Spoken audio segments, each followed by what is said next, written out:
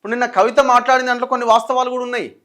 సరే, ఆమె టార్గెటెడ్గా మనుషుల పేర్లు పెట్టి మరీ టార్గెట్ చేసిన స్పీచ్ లాగా ఉన్నా అవన్నీ వాస్తవాలే. టానిక్ కేసు ఏమైంది? తెలంగాణలో కాంగ్రెస్ అధికారంలోకి వచ్చిన తర్వాత ఫస్ట్ కాంప్రమైజ్ అయిన కేసు టానిక్ కేసు అంటున్నారు. ఇది వాస్తవమా కాదా? భూముల కేసులు ఏమైనాయి? మేము ఎన్నో చెరువులకు సంబంధించిన డేటాని ప్రజల ముందు, ప్రభుత్వం ముందు పెడితే ఒక్కదాని మీద నన్ను యాక్షన్ తీసుకున్నారా? ఒక్కదాని మీదనన్నా, ఒక్క సింగిల్ దాని మీద కూడా యాక్షన్ లేదే. ఏదో ఒకటి రెండు ఎక్కడో దగ్గర, అది కూడా ఏం ఇన్ఫ్లుయెన్స్ లేకపోతే, లేకపోతే వాడు ఇంకోటి అయితే, వాడు శత్రువు అయితే వాడిని కూడా కొట్టిరు గంతే, వాడు సామాన్యుడు అయితే వాడిని కూడా కొట్టిరు గంతే. మరి యాక్షన్ ఎక్కడ ఇనిషియేట్ చేశారు చెప్పండి?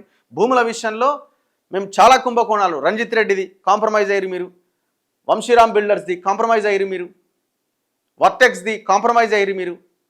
ఇట్లా అన్నీ ఏదో ఒక సందర్భంలో గత ప్రభుత్వంతో కొల్లుడై పనిచేసుకున్న వాళ్ళందరూ ఇప్పుడు మీ ప్రభుత్వం దగ్గరకు వచ్చి మీ కాళ్ళ మీద పడ్డారు. కార్ రేసింగ్ ఏమైంది? ఫార్ములా కార్ రేస్ కేసు ఏమైందండి?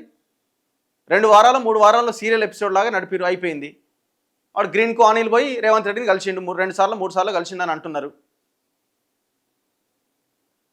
ఏది అసలు ఇప్పుడు ట్రాన్స్పరెంట్, మీ దగ్గరైనా ట్రాన్స్పరెన్సీ ఉండాలి కదా.